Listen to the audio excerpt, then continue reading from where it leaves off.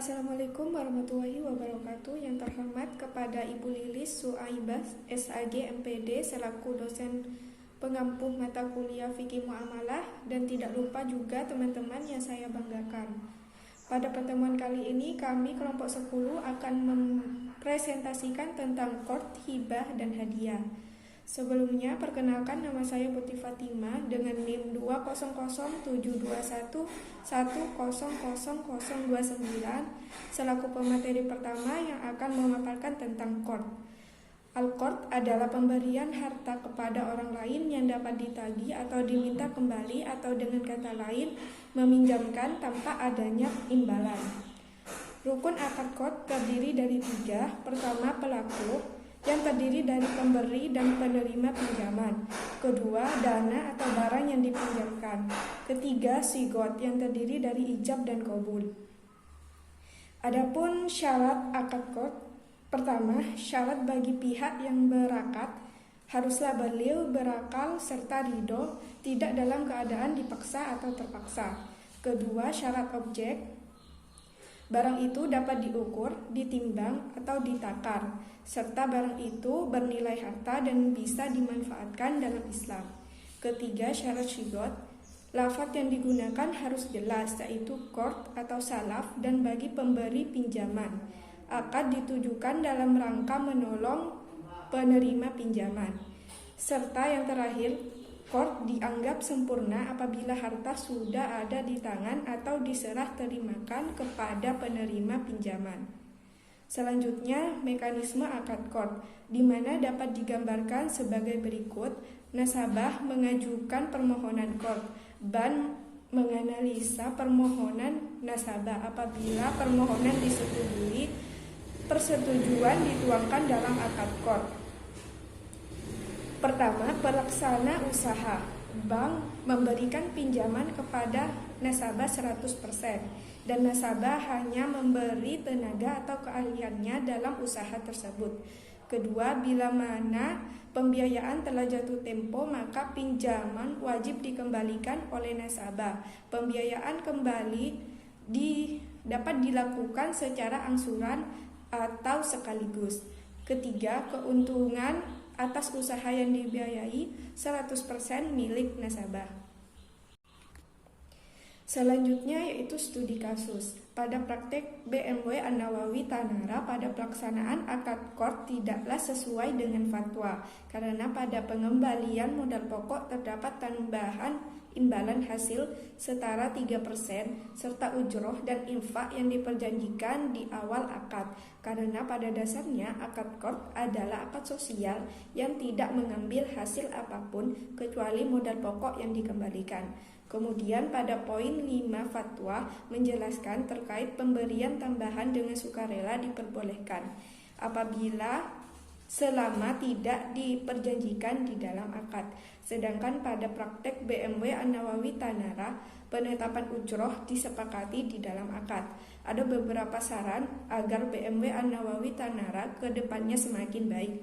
Pertama, perlu adanya perbaikan sistem pada BMW An-Nawawi untuk menjelaskan kepada masyarakat bahwa BMW An-Nawawi merupakan lembaga sosial. Kedua, perlu adanya penjelasan terkait tentang pengembalian imbalan hasil, ujroh, dan infak yang dipraktekkan di BMW An-Nawawi agar masyarakat mengerti tentang tentang akad qard yang sesuai dengan fatwa dan agar terhindar dari riba. Yang terakhir, perlu adanya pendalaman dan pengetahuan lebih dalam terkait qard sebagai akad sosial yang bertujuan untuk mensejahterakan masyarakat kecil dan hanya mencari ridho Allah SWT. Sekian dari saya dan akan dilanjutkan oleh pemateri selanjutnya. Selanjutnya saya akan menjelaskan tentang konsep dasar hibah. Hibah ialah akad mengandungi pemberian milik seseorang secara sukarela terhadap hartanya kepada seseorang yang lain pada masa hidupnya tanpa balasan ataupun iwat. Nah, selanjutnya yaitu tentang rukun dan syarat hibah. Yang pertama ada wahib, yaitu pemberi. Syaratnya yaitu ia harus menjadi pemilik sah dari barang yang dihibahkan, dewasa ataupun balik, tidak ada halangan dalam melakukan perbuatan hukum, tidak ada paksaan dan kehilafan sehingga tidak ada cacat kehendak.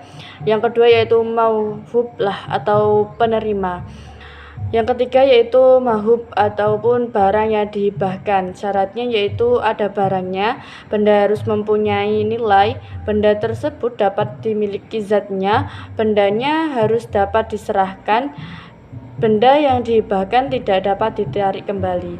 Nah, yang keempat yaitu sighot ataupun ijab qabul.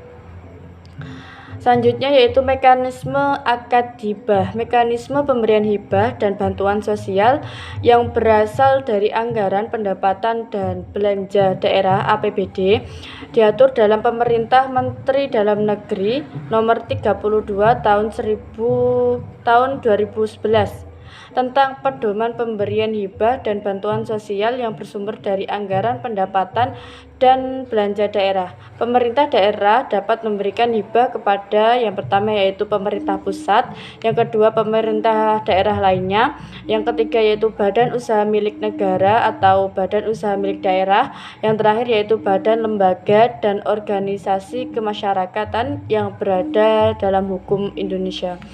Nah, selanjutnya yang terakhir yaitu studi kasus akad hibah. Keluarga Bapak Ista dan Ibu Astri di Desa Margajaya, Kecamatan Tanjung Sari mengenyam pembagian harta waris dengan cara hibah dan hibah wasiat. Cara ini dilakukan dengan tujuan yang pertama yaitu mengantisipasi terjadinya persengketaan antara ahli waris yaitu saudara dan anak angkatnya. Yang kedua yaitu agar harta tersebut tidak jatuh kepada orang lain selain keluarganya, dan ada juga harta tersebut jatuh kepada orang lain yang selain keluarganya yaitu anak angkat kedua. Sebab-sebab pembagian hibah pada anak angkat di Desa Margajaya menggunakan asas perdamaian yang biasa disebut dengan taharuj atau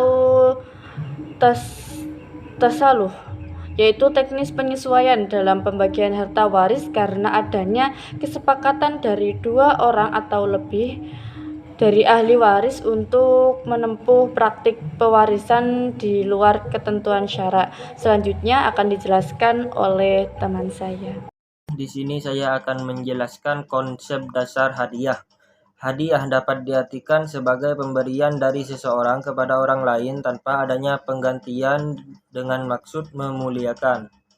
Rukun dan syarat hadiah. Yang pertama wahib atau pemberi. Syaratnya yaitu berakal, baligh, dan rasyid. Yang kedua mauhublah atau penerima. Penerima hadiah disyaratkan sudah wujud. Oleh sebab itu hadiah tidak boleh diberikan kepada anak yang masih dalam kandungan. Yang ketiga mauhub, barang yang dihadiahkan. Syaratnya yaitu harus ada waktu hadiah, harus berupa harta yang kuat dan bermanfaat, milik sendiri, jadi tidak bercampur dengan milik orang lain. Mauhub telah diterima atau dipegang oleh penerima dan penerima memegang hadiah atas seizin wahib. Yang keempat adalah sighot atau ijab kabul. Mekanisme akad hadiah. Yang pertama, penyelenggara biasanya pemerintah atau lembaga swasta yang legal mendapatkan izin dari pemerintah. Yang kedua, para penyumbang, yakni orang-orang yang membeli kupon dengan mengharapkan hadiah. Kegiatan pihak penyelenggara adalah sebagai berikut. Mengedarkan kupon. Yang pertama, mengedarkan kupon atau menjual kupon. Salah satu fungsi mengedar kupon adalah dapat dihitungnya dana yang diperoleh dari para penyumbang. Yang kedua, membagi-bagi hadiah sesuai dengan ketentuan. Hadiah ini diambil dari sebagian dana yang diperoleh. Yang ketiga, menyalurkan dana yang telah terkumpul sesuai dengan rencana yang telah ditentukan setelah diambil untuk hadiah dan biaya operasional. Mungkin ini yang dapat saya sampaikan, kurang lebihnya mohon maaf. Wassalamualaikum warahmatullahi wabarakatuh.